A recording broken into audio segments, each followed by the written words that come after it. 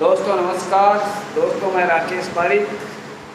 दोस्तों, जब से अरविंद केजरीवाल को अंतरिम जमानत मिली है तभी से भारतीय जनता पार्टी पूरी तरह से बौखलाई हुई है, बहुत परेशान चल रही है। उसके नेता तरह तरह की बयानबाजी कर रहे हैं और सुप्रीम कोर्ट के निर्णय से कहीं न कहीं वो असहमत नजर आते हैं, क्योंकि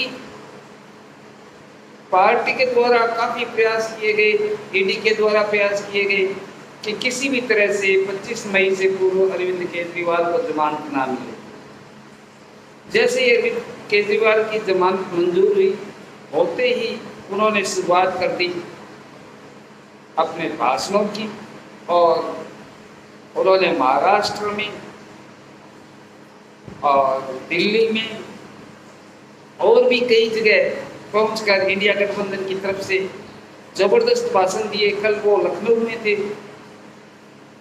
और कहीं न कहीं अमित शाह भी सुप्रीम कोर्ट के निर्णय से संतुष्ट नजर नहीं आ रहे थे। उनको भी लग रहा था कि यदि यह इंसान बाहर रहता है तो यह हमारी सरकार के लिए सबसे अहितकर साबित होगा।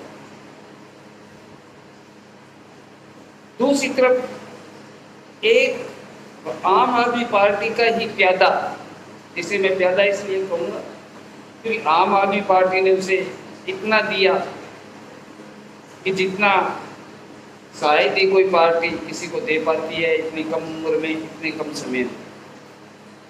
उन्होंने स्वाति मालीवाल को दिल्ली राष्ट्रीय महिला आयोग का अध्यक्ष बनाया। उसके पश्चात उसे राज्यसभा भेजा, राज्यसभा से सांसद बनाया। और जिस समय अरविंद केजरीवाल जेल गए उसके पश्चात उसके तीनों सांसद हरभजन सिंह और स्वाति मालीवाल और राघव चड्ढा, तीनों ने ही सरकार से, दिल्ली सरकार से दूरियां बना ली थी और किसी न किसी बहाने से इधर उधर हो चुके थे। उनका कोई स्टेटमेंट नहीं आया कि हमारा नेता किस स्थिति में है, उसके साथ क्या हुआ है।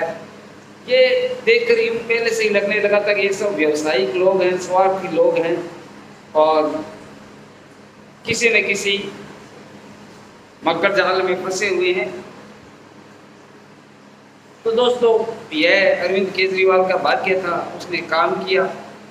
पूर्व में संजय सिंह को जमानत मिल गई, संजय सिंह ने पार्टी को संभाल लिया और फिर अरविंद केजरीवाल भी मैदान में आ चुके थे। अब किसी भी बहाने से स्वाति मालीवाल केजरीवाल के घर पहुंचती है, गलत अंट संट शब्द बोलती है, उसके निजी सचिव से गाली गलौज करती है, गंजा साला ऐसे शब्द जो वीडियो क्लिप में दिखाई दे रहे हैं बोलती है।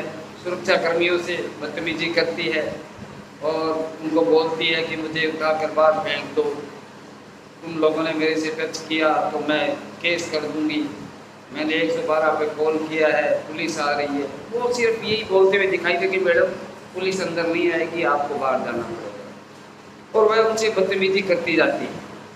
लेकिन उसे यह पता नहीं होता कि यह सब वीडियो में कैद हो रहा है। उसके पश्चात पुलिस आती है, वह अपनी 2-3 दिन के पश्चात FIR दर्ज करवाती है, मजिस्ट्रेट के समक्ष बयान देती है और अनर्गल आरोप लगाती है विभव कुमार पे, उसके अन्य सुरक्षा कर्मियों पे, साथ में केजरीवाल को भी लपेटने का कोशिश करती है। लेकिन तभी एक 50 सेकंड का वीडियो जारी होता है। इस वीडियो में जितने वो स्टेटमेंट देती है उसकी काट सामने नज़र आ रही है और सभी मीडिया चैनल उसे चला रहे हैं। यह बात अलग है कि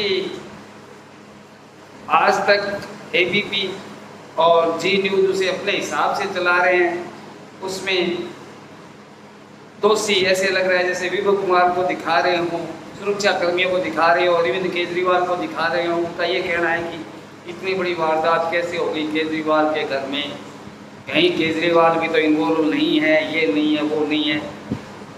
अनशन आरोप लगा रहे हैं और अपने कैमरे लेकर के भारतीय जनता पार्टी के नेताओं की तरफ दौड़ रहे हैं। ये आपको कैसा लग रहा है, ये क्या हुआ, इसमें अरविंद केजरीवाल की भूमिका तो नहीं है, विपिन कुमार ने क्या कर दिया ये। अब इससे क्लियर हो जाता है कि लोग नहीं चाहते थे कि केजरीवाल 25 तारीख से पूर्व जेल से रिहा हो, और अब वो किसी भी तरह से, मुझे लगता है केजरीवाल को पुनः जेल की सलाखों में पहुंचाने के लिए आतुर थे। उन्होंने मोहरे चुनने शुरू किए, उसमें मालीवाल फंसती हुई नजर आई, क्योंकि जितनी भी महिलाओं को केजरीवाल ने अपनी पार्टी में लिया, लगभग वो किसी न किसी रूप में विवादास्पद रही हुई औरतें।